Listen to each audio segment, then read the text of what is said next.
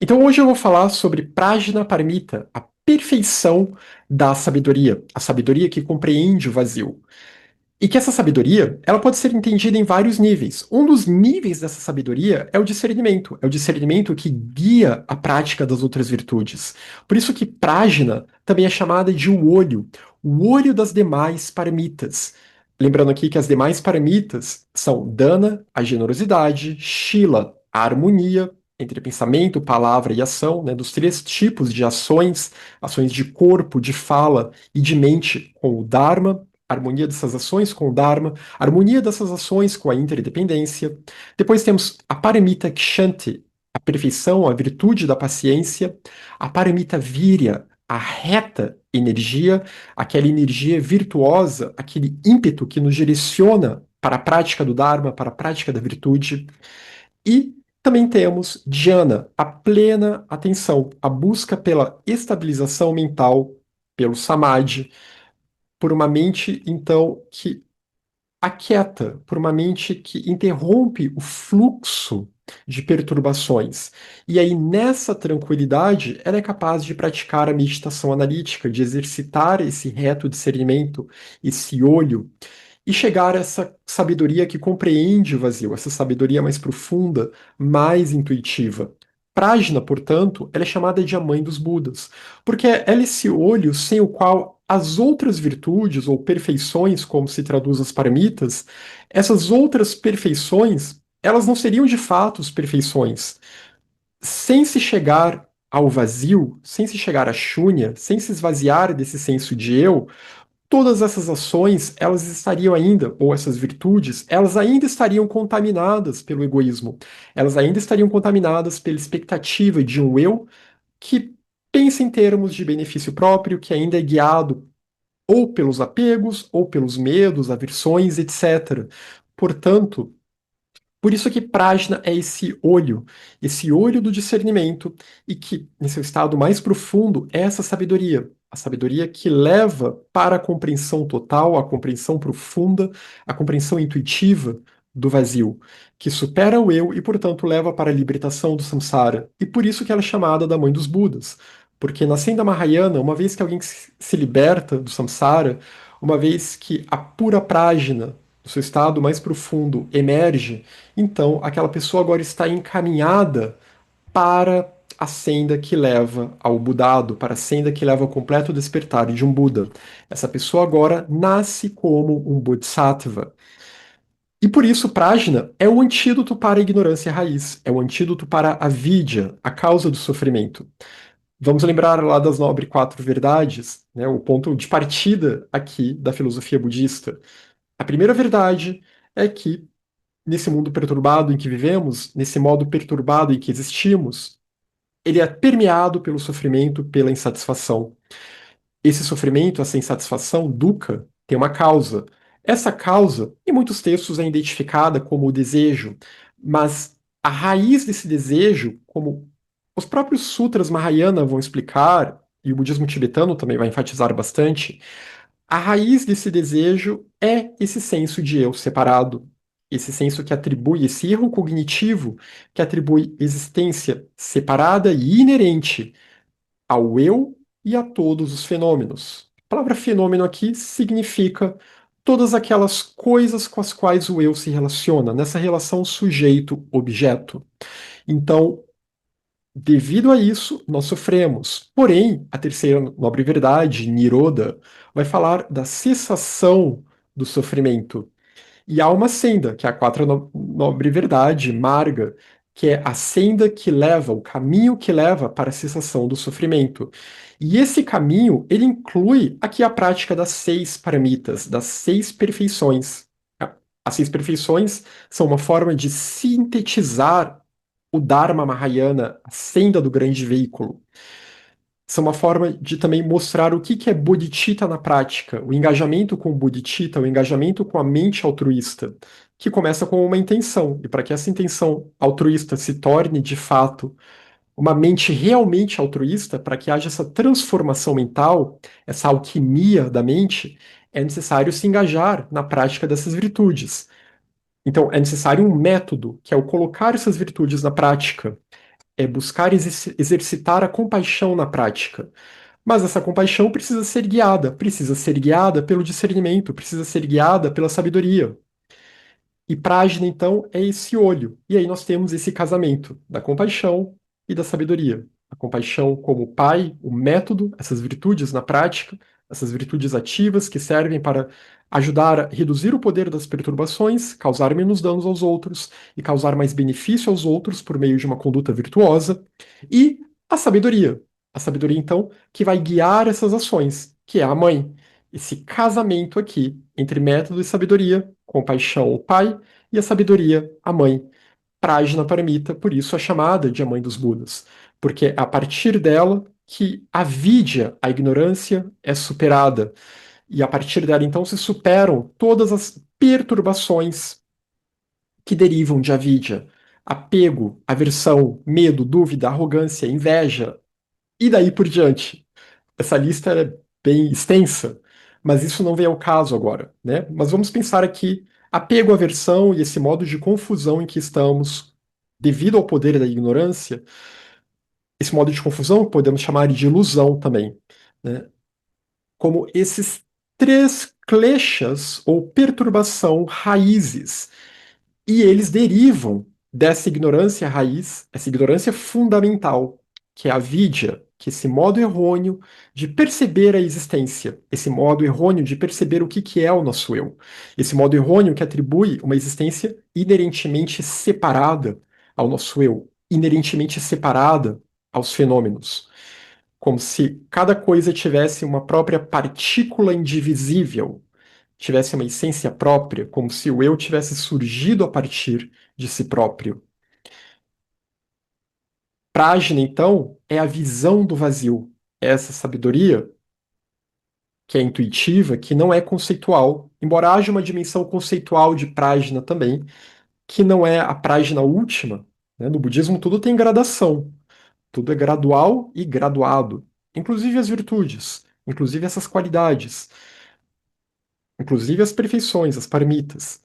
Então, Prajna, no seu estado mais puro e mais elevado, é essa sabedoria, é esse antídoto para a ignorância raiz, essa sabedoria intuitiva, essa reta visão do vazio de Shunya, que percebe então que o eu ele é vazio de existência independente, de existência autônoma, de natureza própria, de separatividade, de existência separada. Podemos aqui tentar traduzir de várias formas, mas a ideia é sempre pensar que o vazio ele se contrapõe à ideia de separatividade, para que ninguém aqui pense que o vazio aqui se trate de um nada ou de um vácuo, não é isso.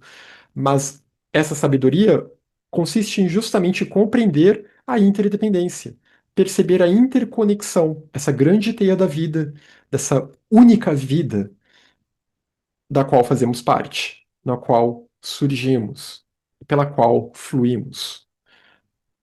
Então, portanto, Prajnaparamita, a perfeição da sabedoria, a mãe dos Budas, é o antídoto para a causa do sofrimento, para a causa do aprisionamento ao samsara, para a vidya. E nós temos três tipos de prajna. Então, primeiramente, busca-se a sabedoria e se exercita essa sabedoria nos seus níveis mais iniciais, né? E o seu nível mais inicial é o discernimento, e tem um outro termo sânscrito que podemos relacionar com prajna, que também aparece em textos budistas e também de outras escolas indianas, como na Vedanta Advaita, que é viveka. E em textos budistas, viveka aparece muito relacionada com prajna também. Mas então temos três tipos de prajna. Como cultivamos essa sabedoria? Como colocamos a nossa mente num foco mais adequado, tirando a atenção do samsara e colocando a atenção no dharma e tornando-a então um campo adequado para o florescimento dessa sabedoria. Então temos esses três tipos de prajna aqui. O primeiro tipo é o por meio do estudo. É aquela sabedoria que vamos adquirir por meio do estudo do Dharma, o ouvir, o ler, o aprender o Dharma. Então o estudo aqui ele é essencial. Em geral, os textos vão falar muito no ouvir, porque estão falando de contextos em que haveria um guru falando para os seus discípulos, mas também podemos entender o ler aqui, o estudar. Então, a importância do estudo como algo que vai nutrir a nossa mente. Não é possível, né? O Dharma não é para mentes preguiçosas. Nós temos que estar dispostos a ler, temos que estar dispostos a estudar. E hoje em dia, como as pessoas têm cada vez mais dificuldade de se concentrar, de se focar numa leitura, é até uma prática boa para exercitar a plena atenção. Se recolher, desligar o celular, os computadores, etc., e se voltar para a leitura. Então, ler o Dharma, estudar o Dharma. A partir daí, temos o segundo tipo de prajna, que é adquirido por meio da reflexão, é alcançada por meio da reflexão, a partir daquilo que se lê, se ouve, se assiste. Então, vamos refletir sobre aquilo, por meio do uso do discernimento. Aqui entra aquele outro termo em sânscrito que eu falei, que é viveka, mas não precisamos memorizar esse termo. Mas o fato é usar esse discernimento para a reflexão, para fazer se aquilo, para tentar ver se aquilo faz sentido na nossa mente. E para isso vamos usar também o raciocínio, a lógica. Se esse ensinamento aqui é lógico, se faz sentido. E a reflexão era alimentada pelo estudo sempre. Se estamos com alguma dúvida, temos que estudar mais. E conforme a gente reflete mais, também vamos avaliar se estamos estudando fontes adequadas ou não, se estamos tendo contato com ensinamentos mais adequados ou menos adequados. Então, um vai alimentando o outro e ambos são importantíssimos para a meditação. Então, que é o terceiro tipo de prajna aqui, que é a sabedoria adquirida por meio da meditação. E é aqui, então, que se alcança a sabedoria intuitiva, para aqueles que já estão avançados na senda Mahayana. Mas há pequenas intuições que podem surgir também durante a prática meditativa, mesmo que ainda não seja aquela reta visão do vazio que queima as sementes da ignorância, que leva para a libertação do samsara. Ainda assim, porém, podemos ter pequenos insights, pequenas intuições, pequenas compreensões por uma meditação que é informada, que é amparada por meio do estudo e da reflexão. Então, por meio da meditação, se busca alcançar a sabedoria intuitiva que vai surgir por meio da prática meditativa em que se combina shamatha, a meditação da estabilização mental, em que você escolhe um objeto virtuoso de meditação.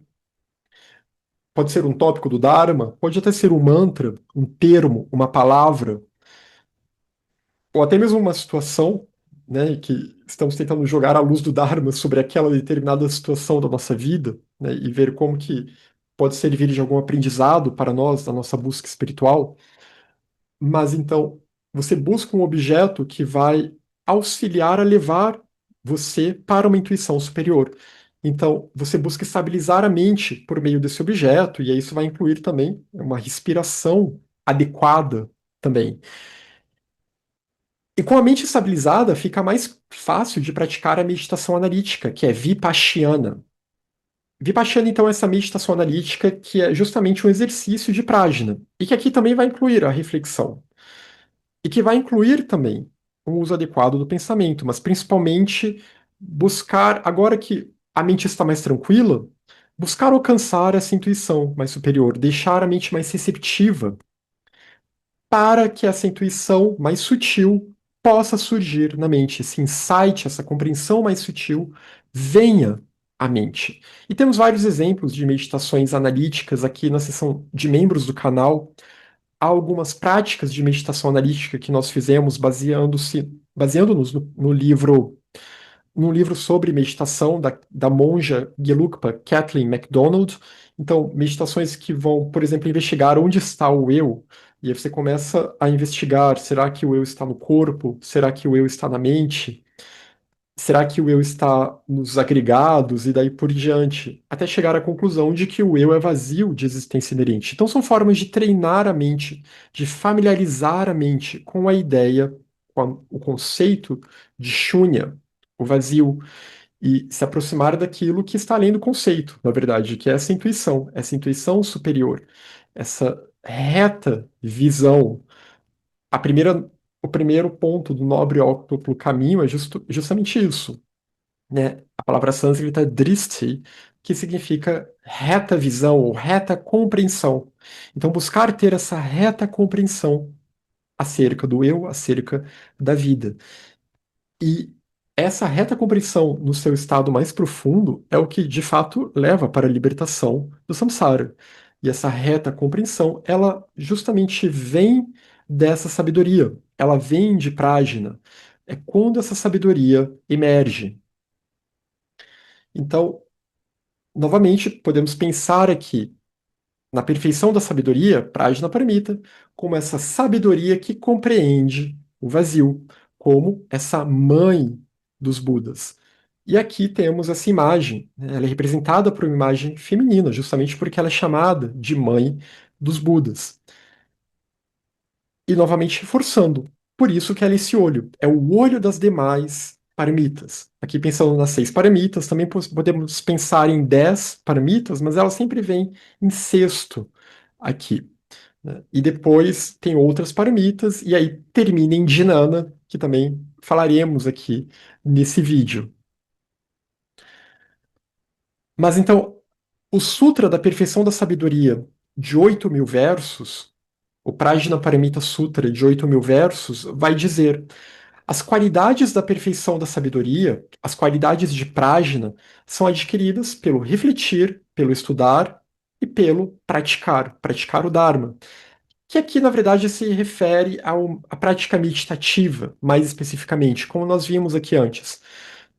Mas é claro também, essa prática meditativa, para funcionar, ela precisa da pessoa praticando o Dharma a todo momento na sua vida, né? A ela tentar aplicar o discernimento e as outras virtudes a todo momento, a ter uma contínua lembrança, uma vigilância dos seus estados mentais a todo momento.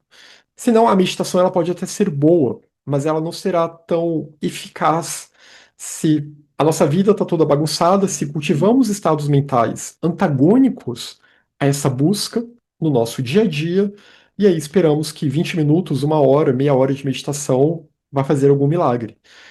Então, a perfeição da sabedoria é o estado que nos conduz às asas da iluminação, é a fonte da iluminação, porque leva para a libertação do samsara, leva para o fim, a superação dos kleshas, das perturbações que derivam da ignorância, porque é o antídoto para a ignorância, para o senso de eu separado.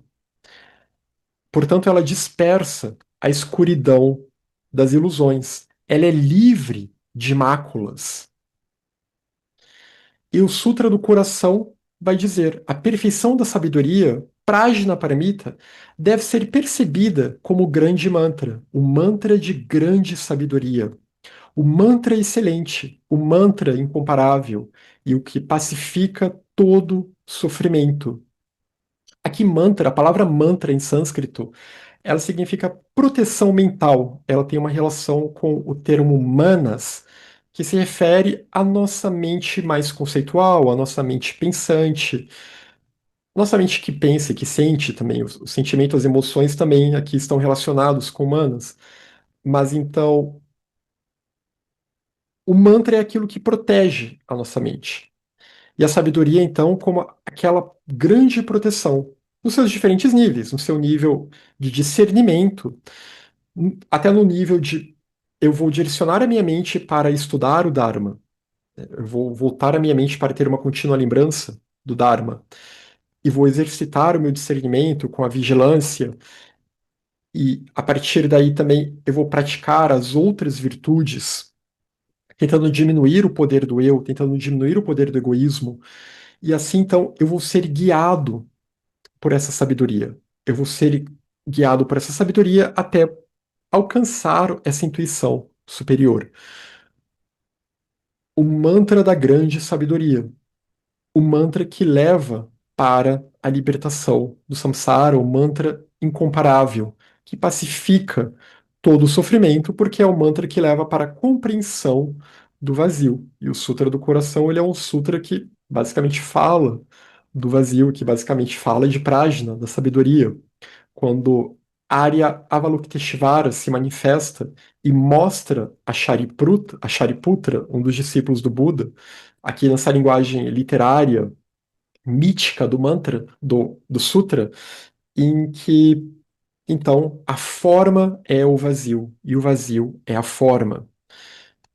Que tudo aquilo que é manifesto é vazio de existência inerente, não tem existência própria.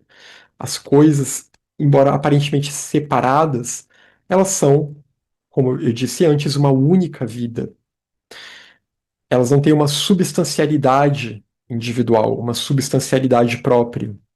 Elas carecem dessa substancialidade. Elas têm uma falta de existência separada, uma falta de existência inerente. E essa é a luz de Prajna, então, que é lançada sobre o eu e sobre os fenômenos, e que revela a verdade última, a natureza última do eu e dos fenômenos, das coisas manifestas. No Abhidharma Samukaya, de Arya Asanga, um dos grandes expoentes do budismo Mahayana na Índia, que viveu no século IV e fazia parte do núcleo inicial da escola Yogacara, no Abhidharma Samukaya, Asanga vai dizer: Prajna, a sabedoria, consiste na investigação dos fenômenos, na investigação dos dharmas. A palavra fenômeno aqui, ela vem do sânscrito dharma, mas que não é o dharma no sentido de doutrina do Buda, mas é dharma no sentido de as coisas manifestas. E como que a nossa mente se relaciona com essas coisas. Como a nossa mente se relaciona com tudo aquilo que é externo a ela e com a qual ela entra em contato por meio dos cinco sentidos e do pensamento. E como que então ela projeta a partir desse contato toda uma realidade sobre essas coisas que não condiz com o que de fato essas coisas são. Como que a mente é incapaz, a mente humana, enquanto está presa ao samsara devido ao poder da ignorância, ela é incapaz de perceber a real natureza de todas as coisas e a real natureza de si mesma, que é o vazio de existência inerente. Prajna, então, consiste em investigar os fenômenos, buscar entender os fenômenos, compreender essa natureza última. E tem a função de eliminar as dúvidas, nos seus diferentes níveis que nós vimos aqui, de gerar cada vez mais e mais convicção por uma mente, então, que está amparada por esse reto discernimento e guiada pela luz dessa sabedoria, por essa luz intuitiva, essa intuição sutil que percebe o vazio. E Kamalashila, outro expoente do Mahayana da Índia, que atuou bastante no século VIII e depois atuou no Tibete também, né, faz parte de uma abordagem Madhyamika e Yogacara, que sintetizando as duas principais escolas do budismo Mahayana. No seu texto Bhavana Krama, os estágios da meditação, Kamalashila diz: após ter estabilizado a sua mente num objeto de meditação, você deve analisá-lo com discernimento. Então, aqui combinando aquelas duas técnicas meditativas, shamatha e vipassana. E esse é o alvorecer da sabedoria, que oblitera as sementes da confusão, desse modo de confusão, de ilusão em que nós estamos, né? Que em sânscrito essa palavra aqui morra. Então, por meio da análise, da meditação analítica, é possível chegar a essa intuição, essa sabedoria intuitiva sutil que é prajna. Ela pode alvorecer, ela pode surgir. E a partir daí, então, as sementes da confusão são obliteradas e a mente ela é transformada nas suas camadas mais profundas. Não é possível se libertar do samsara somente pelo aquietamento da mente. Prajna é essencial. O aquietamento da mente, ele faz parte do método. Lembra que eu falei do casamento? Método e sabedoria. O aquietamento da mente, ou a pacificação dos nossos estados mentais, a estabilização da mente, ela é parte do processo e é fundamental. Mas uma vez então que essa mente está pacificada, agora ela deve exercitar o discernimento e deve buscar a compreensão profunda da realidade, dessa realidade fenomênica, e a compreensão profunda disso que é chamado de eu. Porque aí sim ela consegue se transformar em camadas profundas e queimar sementes latentes, samskaras ou tendências latentes, sementes latentes que estão lá. Porque o nosso fluxo mental ele tem uma dimensão inconsciente também. E essa sabedoria intuitiva, ela serve também para transformar essas camadas inconscientes da mente, que somente o aquietamento da camada mais consciente não é capaz de resolver. É aquela velha história. Você pode estar muito irritado com uma pessoa e de repente você relaxa e aquela irritação passa. Mas aí depois vem alguma situação que funciona de gatilho e aquela irritação retorna. Então, na verdade, você não se libertou daquela raiva, daquela irritação, ou do que aquela pessoa causa em você. Porque ainda não há um discernimento, não há uma sabedoria que realmente transformou a sua mente. Você só aprendeu a aquietá-la, o que por si só já é muito bom, mas é necessário ir além para que se de fato supere esse tipo de perturbação. E o mesmo vale para todas as outras perturbações, inclusive para a ignorância.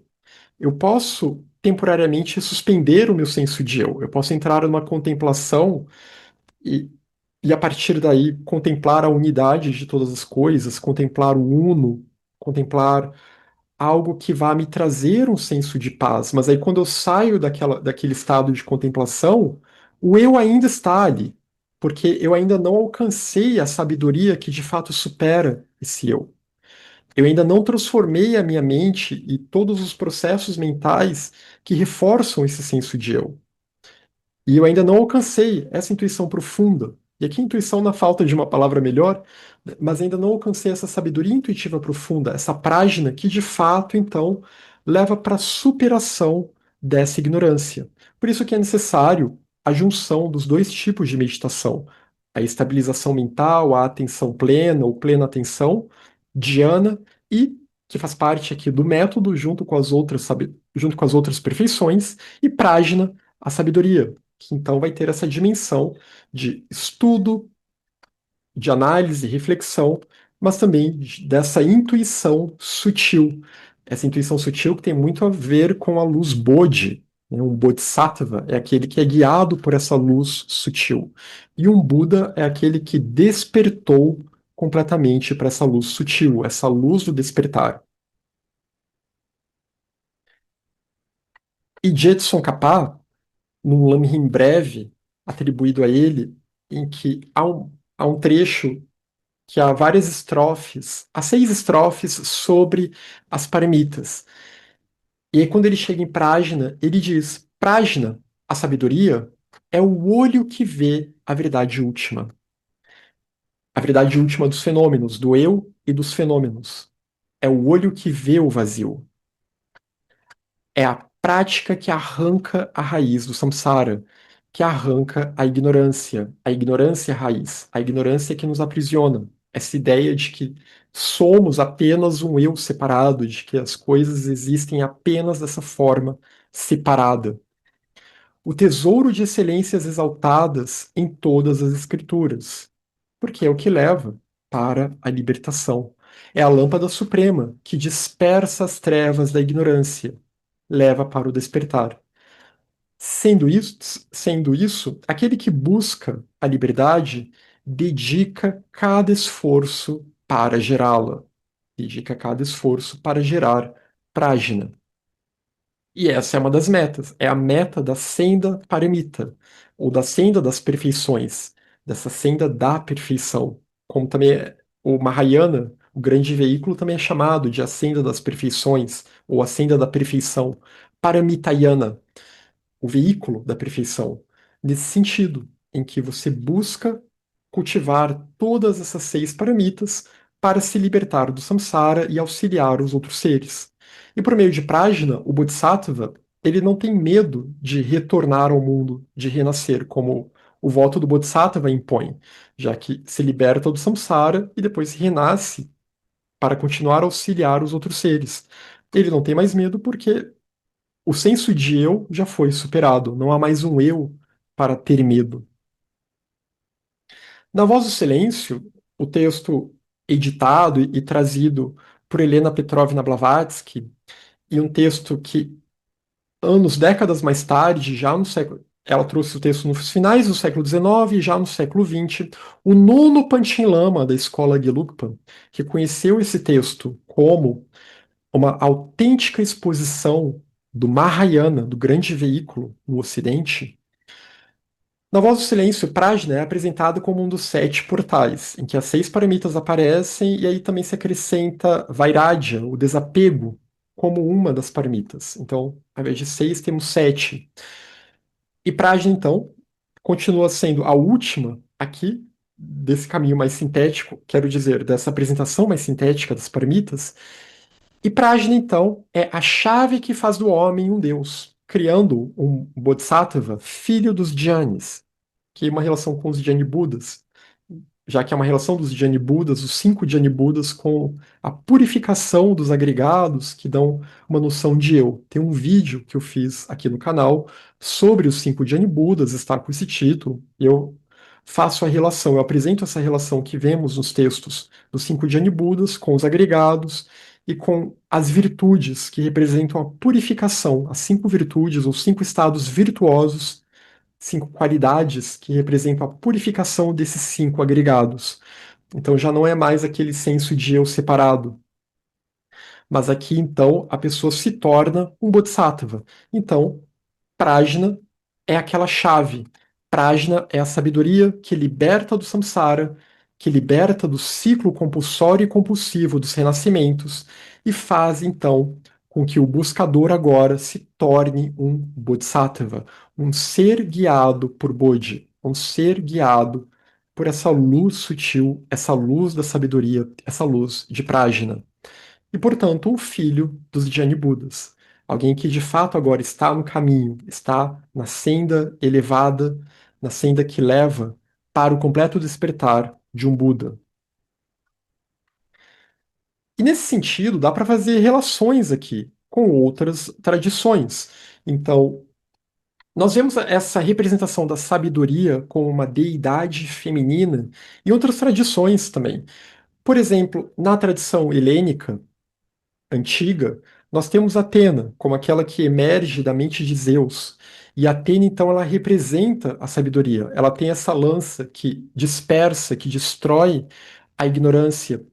E no seu escudo, ela carrega, em muitas das imagens de Atena, ela tem a cabeça da serpente. A serpente que é decepada por Perseu, guiado por Atena. E a serpente, melhor dizendo, a Medusa aqui, representa essa natureza do torpor, a natureza das trevas, a natureza material. Muito parecido com a ideia de avidya que nós temos no budismo, esse apego à materialidade, à separatividade, que nos petrifica, que nos mata. Então, Atena é aquela que vence a Medusa, ou que guia Perseu para vencer a Medusa, arrancou a cabeça da Medusa, então agora superou o apego à materialidade, o apego aos desejos egoístas.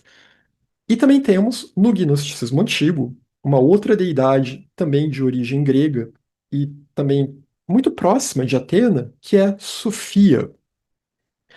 E Sofia no gnosticismo também ela é aquela que liberta. Sofia no gnosticismo também é aquela que, na Gênese gnóstica, ela cai devido ao poder do esquecimento, então ela representa um potencial na alma, aqui na linguagem gnóstica, na alma que caiu na materialidade e esqueceu a sua origem, mas que carrega em si esse sopro, essa lembrança intuitiva que a impele novamente a ascender, que a impele novamente a buscar se libertar desse ciclo compulsório de renascimentos, a se libertar das trevas da ignorância, a se libertar das trevas da matéria. E matéria, como é usado nesses textos dessas tradições ocidentais, significa muito esse estado de ignorância, o que no budismo Mahayana a gente vai chamar de avidya, essa ignorância da separatividade. Então, Prajna, a sabedoria no budismo Mahayana, é aquela que conduz a Dhyana, que conduz para a Dhyana. E a palavra Dhyana ela pode ser traduzida como gnoses. Há uma relação aqui entre o grego e o sânscrito, ambas são línguas indo-europeias. Há, digamos assim, um parentesco entre essas línguas, são primas. E há uma relação entre esses dois termos aqui. Até formas mais antigas de transliterar a palavra Jnana com G, que ficava Gnana, como se translitera muito, nem tanto do sânscrito, mas a língua Pali, que acaba ficando bem parecido com Gnosis, na forma de transliterar. Mas então, Prajna é aquela que conduz a Jnana. E essa, de fato, é uma das definições de Prajna em sânscrito. É a sabedoria que vai levar para uma sabedoria ainda mais profunda. Porque Dhinana também pode ser traduzida como sabedoria, assim como a palavra gnosis em grego também pode ser traduzido como sabedoria. Já vou falar mais disso adiante. Mas é necessária, então, essa união de método, que é bodhicitta guiando as ações, né, as virtudes, as outras perfeições colocadas em prática, as outras paramitas colocadas em prática. Então, bodhicitta, o altruísmo guiando as ações de generosidade, harmonia, paciência, reta, energia virtuosa, plena atenção. Então, esse método que vai levar para o despertar da sabedoria. Esse método que já era guiado por algo dessa sabedoria que já estava em nós, que está em nós velado, né? Uma intuição que se manifesta como um discernimento, mas que é alcançada de fato quando isso passa a ser mais e mais desenvolvido, em parte graças ao método, também pelo estudo, pela reflexão, a meditação, que faz parte do método. Então aqui temos essa união, esse casamento entre o método e a sabedoria, entre bodhicitta e prajna. Ou às vezes também se fala entre a compaixão e a sabedoria, embora bodhicitta seja algo ainda mais além do que compaixão, né? Mas também tem uma relação aqui da compaixão com as paramitas, com as perfeições sendo praticadas nesse engajamento com bodhicitta, nessa busca de despertar bodhicitta. A bodhicitta real, ela vai despertar realmente quando houver esse casamento do método e sabedoria, que aí a sabedoria ela surge em todo o seu esplendor e ela liberta exatamente porque agora também temos bodhicitta real em todo o seu esplendor. Né? Uma vez que se supera o eu, agora temos também altruísmo real. No gnosticismo cristão, por sua vez, Sofia é também aquela que conduz a gnosis, e vemos em textos, como no Apócrifo de João, como em Pistis Sofia também.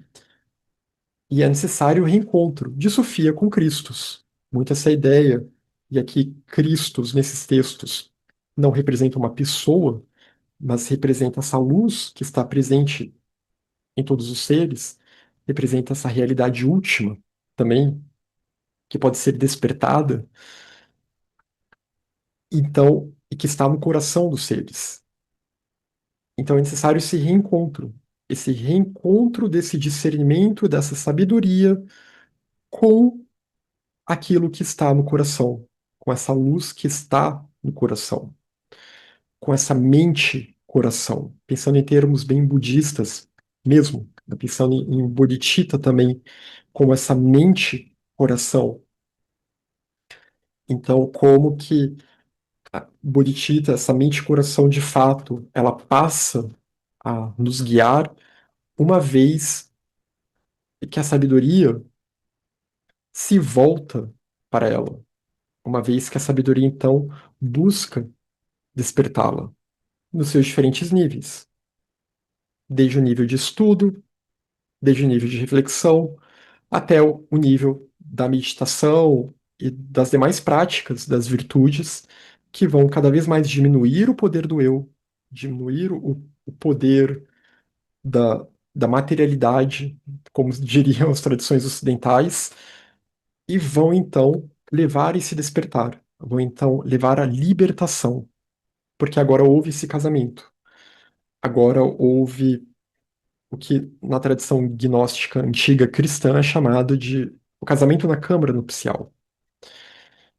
E no budismo nós temos as imagens tântricas, né, os casamentos tântricos, que não são literais, mas que são a união das polaridades dentro de nós. E é justamente essa união de método e sabedoria. E Sofia, ela também guia os seres por meio da hipnóia da luz. que é essa intuição. Essa intuição que vai se manifestar justamente como esse discernimento. Esse discernimento que vai fazer com que a pessoa se questione sobre essa realidade. E que vai sendo reforçado conforme ela tem contato com esses ensinamentos. Claro, no caso do gnosticismo, quando ela tem contato com essa tradição de mistérios. E no caso do budismo, né, prajna, que de início é esse discernimento que vai sendo reforçado conforme a pessoa vai se dedicando ao estudo, à prática, à meditação em relação ao Dharma, ao Buda Dharma. Acho que eu até tinha colocado aqui, né, de Sofia vem a epinoia da luz, a Eva que desperta Adão do engano. Então, no budismo, prajna conduz a dhyana, é a sabedoria intuitiva que vê a verdade sobre o eu e os fenômenos, e, portanto, liberta da ignorância. No gnosticismo cristão, Sofia é aquela que conduz a gnosis. Dela vem a epinoia da luz. Essa epinoia que, no mito da Gênese, da versão gnóstica, e temos sempre que lembrar que é um mito, não é para levar aquilo para o literal, não é para atribuir historicidade a esse mito, mas nesse mito, dela vem a hipnóia da luz, que é a Eva que desperta Adão do engano, que desperta Adão da prisão em que ele se encontrava, da prisão de deleites e prazeres que levam para a morte, da prisão da materialidade, daquele falso Éden engendrado pelo anjo da ignorância, pelo anjo da morte, por Yaldabaoth. Então, é essa hipnóia da luz que vai surgir, essa Eva que surge para lembrar Adão da sua verdadeira origem, que ele não pertence àquele local. E temos vários ensinamentos gnósticos, eu acho alguns muito bonitos, que vão falar sobre a ideia da alma como uma estrangeira no mundo, né? Conforme ela vai percebendo por meio dessa hipnóia, ela vai se percebendo como um halógeno. Temos o texto halógenes em grego, halógenes, ou halógeno em português. Então, que fala muito dessa condição da alma, conforme esse discernimento vai aumentando. E no caso do budismo, isso vai ter muito a ver com a ideia de, conforme essa intuição de Prajna, ela vai cada vez mais fazer com que a pessoa se desapegue das coisas do mundo, da busca por experiências samsáricas, por experiências mundanas. E vai cada vez fazer com que ela se volte cada vez mais para o Dharma, entendendo que muitas dessas coisas a quais nos apegamos, elas têm uma natureza ilusória, no sentido de que elas têm uma natureza enganosa. Então a pessoa vai buscando cada vez mais uma conduta de desapego e renúncia em relação ao mundo. Para ver mais sobre gnosticismo, eu sempre recomendo o canal da minha amiga Alaia Dulles, o canal Apócrifa, né? Muitos aqui já conheciam o canal como Viveca, e agora ele tem o nome Apócrifa. E tem esse vídeo no canal dela que é Sofia, o arquétipo gnóstico da sabedoria feminina.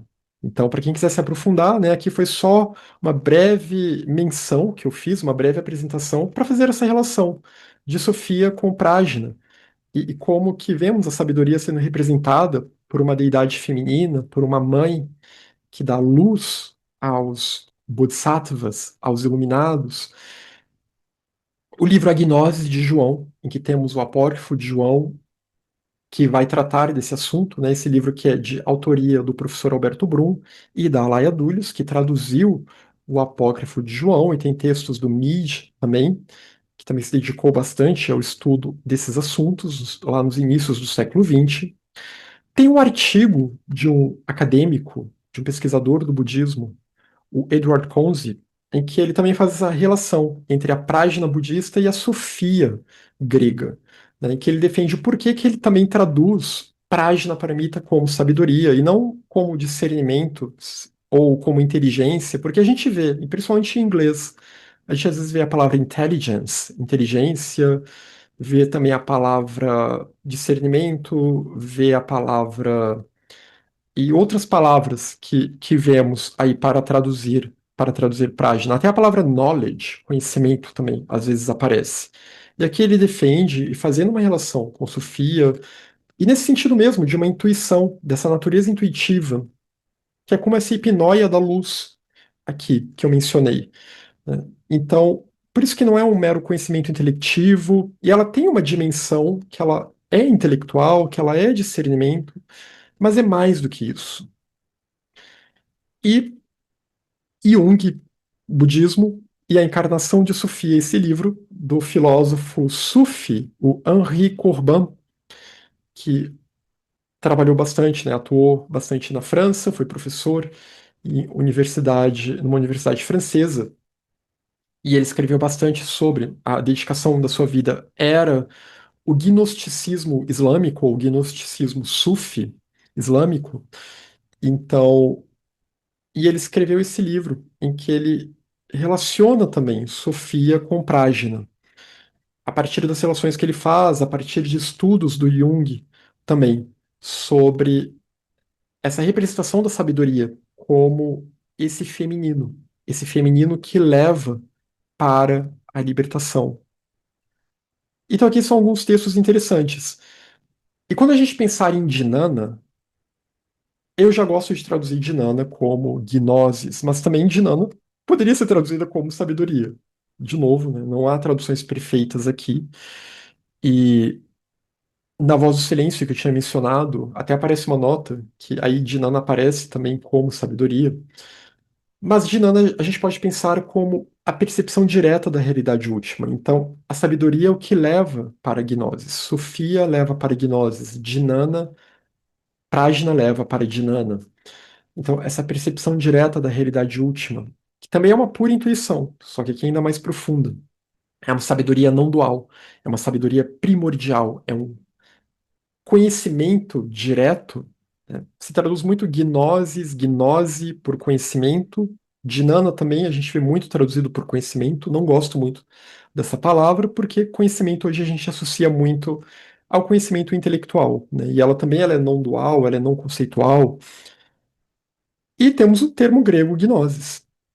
Então, Dhinana, essa gnosis não dual, ela é diferente, ela é o oposto de Vijnana, que é a consciência dual, que é essa consciência sujeito-objeto, que está muito ligada a esse nosso senso de eu, né? Ela é parte dos cinco agregados e ela atua junto aos nossos sentidos. Na senda gradual, Prajna, a sabedoria, liberta dos envoltórios das perturbações. Aquelas perturbações que eu tinha mencionado, os kleshas. Ela liberta da ignorância, que atribui um eu separado. Ela liberta do apego, liberta da aversão e aí de todos os demais, as demais perturbações que derivam de apego e aversão. E a partir daí surgem os bodhisattvas, como também já vimos aqui.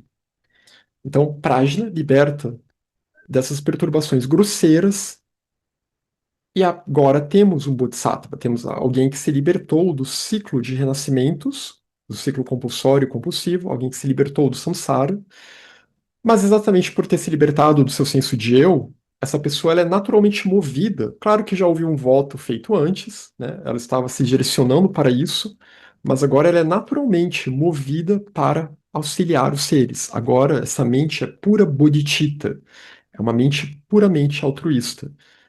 E então ele continua a atuar em benefício dos seres, renascendo no mundo, está disposto a renascer, mesmo já tendo se libertado desse ciclo de renascimento, para continuar a auxiliar os seres a se libertarem também.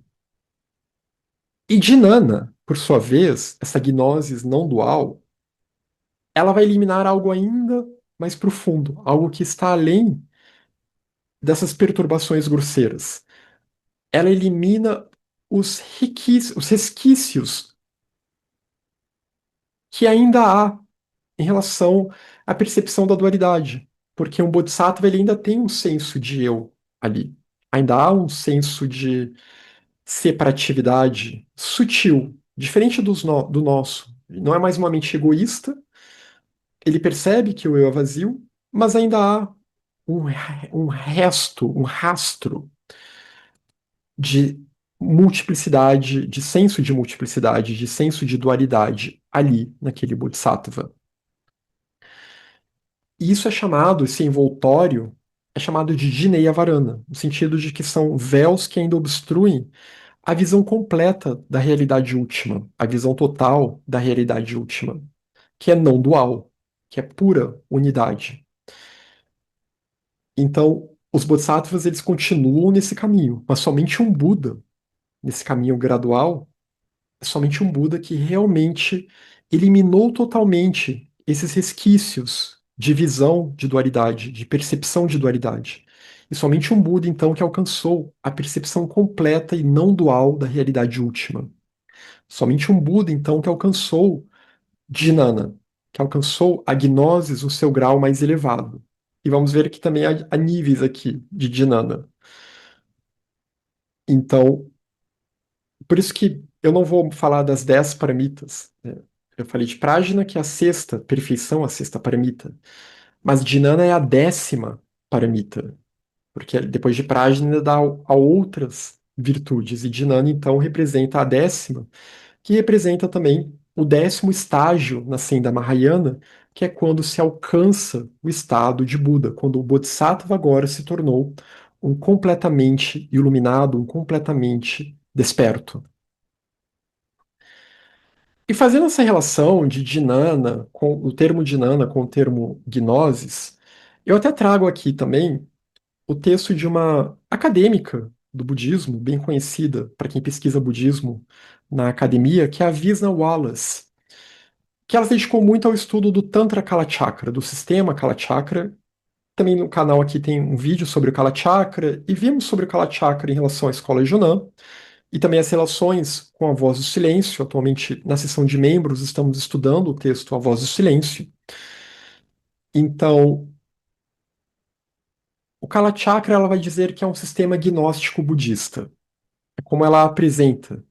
Não que ela esteja dizendo que o Kalachakra faz parte daquele movimento chamado de gnosticismo, mas que o Kalachakra também leva para uma gnosis, leva para essa compreensão não dual e direta da realidade. Porque é um Tantra que incluiria todo o Dharma, né? E a sua culminação é o estado de Buda, aqui respeitando toda aquela senda gradual do Dharma Mahayana. A gente tem sempre que lembrar que o Tantra ele faz parte do Mahayana e ele não pode contradizer o Mahayana. Se contradiz o Mahayana, é porque há algo errado. Mas, de qualquer forma, aqui ela menciona Nag Hammadi, as descobertas de Nag Hammadi no Alto Egito em 1945, e de textos maniqueus na Ásia Profunda, no deserto de Taklamakan, na China, né? A escola dos maniqueus, que é uma escola que surge no século III, e ela vai durar durante algum tempo, e ela vai se espalhar até a China, e é uma escola que de fato vai fazer essa ponte entre o gnosticismo cristão e o budismo, e também o zoroastrismo. Então, os textos maniqueus são muito interessantes, acho que principalmente para quem reclama dos universalismos, para quem acha que isso é uma invenção moderna, você às vezes dialogar entre diferentes tradições e reconhecer que talvez diferentes tradições possam levar para o mesmo resultado, os maniqueus já faziam isso no século III e, obviamente, foram perseguidos também naquela época. Mas então, os maniqueus, essa escola que deriva de Mani, aqui no canal tem um vídeo bem antigo sobre isso, acho que de 2020, comigo e com a Laia Dulles, e acho que no canal dela esse vídeo tá lá também, no canal Apócrifa. Então, é uma escola bastante interessante que surge no território do que hoje a gente chama de Síria e se espalha até a China e, por sua vez, também vai influenciar muitas das chamadas heresias que vão surgir na Europa, como, por exemplo, na Idade Média, como, por exemplo, os cátaros, os bogomilos, então, na Bulgária, os cátaros na França. Então, aqui nós temos esse ponto de contato, esse ponto de encontro entre as duas tradições. E tudo isso deu a abertura, como ela vai dizer, para a noção do gnosticismo como uma religião mundial, não somente como uma heresia do cristianismo. Acho principalmente aqui o caso dos maniqueus, que nem sempre são considerados gnósticos, pelo que eu sei. Não sou especialista em gnosticismo, mas eu sei, os acadêmicos em gnosticismo acho que vem o maniqueísmo, a escola dos maniqueus como uma escola à parte, mas de qualquer forma é uma escola que vai ser tratada depois como uma heresia e que vai sofrer perseguições também do cristianismo institucional que se forma e passa a ter hegemonia já naquela época, principalmente depois, né, a partir do século IV. Então, mas de qualquer forma, a gente pode pensar que há um contínuo de gnosticismo aqui, né, que se espalha, diferentes escolas que buscam essa gnosis, e algumas até dialogando com o budismo. E aqui então ela vai dizer, Dhinana, o conhecimento direto da realidade absoluta no Kala Chakra, porque Dhinana é um termo muito enfatizado no Kala Chakra Tantra, dá margem para considerar esses textos como parte de uma perspectiva budista gnóstica. Então, essa ênfase que a gente nem sempre vê em outros textos, né? No Mahayana, principalmente, os textos vão enfatizar muito Prajna, vão enfatizar muito vazio. Dhinana aparece, mas nem sempre é tão enfatizada. De fato, o sistema Kalachakra vai enfatizar bastante. A escola Jonan, que bebe bastante desse sistema, temos vídeos no canal sobre essa escola também. A escola Jonan, a visão Shenton, também vai falar bastante de Dhinana. Como Dhinana é a gnosis, é a sabedoria última, não dual, a percepção direta do vazio de outro, da realidade última. Esse vazio de outro que é pleno de si próprio e que então é o absoluto. Então, quando a gente começa a falar de uma realidade absoluta, Dhinana entra em cena na terminologia budista, na filosofia budista. E aí nós podemos pensar que dá para fazer uma relação bem legal, realmente, de Dhinana com Gnosis na tradição gnóstica cristã, e também se a gente for para o gnosticismo islâmico, nós temos Marifa, que também tem muito essa ideia, né, essa gnosis da realidade última, al-haq, né, que leva realmente para se perceber a unidade, o absoluto, Alá, então o divino. Então, gnosis ou dhinana como suporte último da realidade. É aquela realidade última percebendo a si própria, porque já houve a superação da multiplicidade. Então não é nem um eu que vai perceber, né? Aí lembra o Sutra do Diamante aqui, não há alguém que realmente alcança o nirvana de um Buda. O senso de eu já foi superado. Mas o fato é que essa gnosis, essa sabedoria última, ela emerge, essa não dualidade, ela emerge e ela resplandece nesse estágio. E isso é chamado também de a veste da gnosis. Como ela traduz, né? Na verdade, ela vai traduzir como corpo, geralmente como se traduz os kayas como corpo, eu prefiro traduzir como veste, que também faz relações aí com o gnosticismo, com a veste de glória que vemos no gnosticismo, né? No caso das outras vestes, como Nirmanakaya, Sambhogakaya, que temos também, e o Dharmakaya, que é a realidade última, que é o vazio de outro, que é a realidade absoluta. E o Dharmakaya aqui ele pode ser entendido como Dhinanakaya, como esse suporte último, essa dhinana pura, essa pura cognição, essa pura gnosis, que é a natureza última da realidade, que é a realidade absoluta, que é o suporte último, que também é chamado de alaya, ou pela escola Junan, é alaya dhinana, né? A gnosis de alaya, a base da gnosis. Então, gnosis ou dhinana como o suporte último. Mas para chegar a ela é necessário passar por prajna, na tradição budista, ou por Sofia, né? Sofia precisa ascender na tradição gnóstica. Então, a sabedoria que leva para essa outra sabedoria, ou outro tipo de percepção, ou esse outro modo de ver, perceber a realidade. E as palavras sempre nos traem, porque não há mais dualidade aqui. Quando falamos de gnosis ou de dhinana, quando falamos dessa veste de dhinana, o dhinanakaya, não há realmente alguém para perceber algo a ser percebido. Não há mais sujeito ou objeto. Só há a pura gnosis, só há a pura dhinana, só há o absoluto. E no capítulo 10 do Avatamsaka Sutra, um sutra bastante extenso do budismo Mahayana, é dito: em todas as terras e em todos os cantos, a veste de Jnana, a veste da gnosis, o Jnanakaya, permeia tudo. É sem forma e não pode ser vista pela visão mundana, não pode ser alcançada pela mente conceitual, não pode ser alcançada por uma mente que ainda perceba a dualidade, porque ela é não dual, ela permeia tudo, é o absoluto, é a realidade absoluta. Mas, para se chegar a ela, como vimos aqui antes, é necessário então passar por Prajna. É necessário essa união de método com sabedoria, praticar as virtudes tendo Prajna como esse olho. Então, de início, que possamos praticar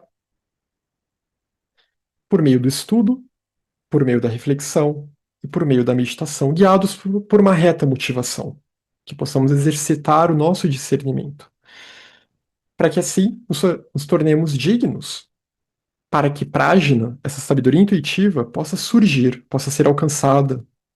E essa sabedoria, então, que leva para Dhinana, que leva para o absoluto. E por isso que ela, Prajna, Prajna Sofia, é a mãe dos Budas. Então, por hoje, por hoje é só, e mais adiante a gente continua aqui com mais conteúdos sobre o budismo Mahayana e também sobre o budismo Mahayana, o Buda Dharma Mahayana, em diálogo com outras tradições. Até mais!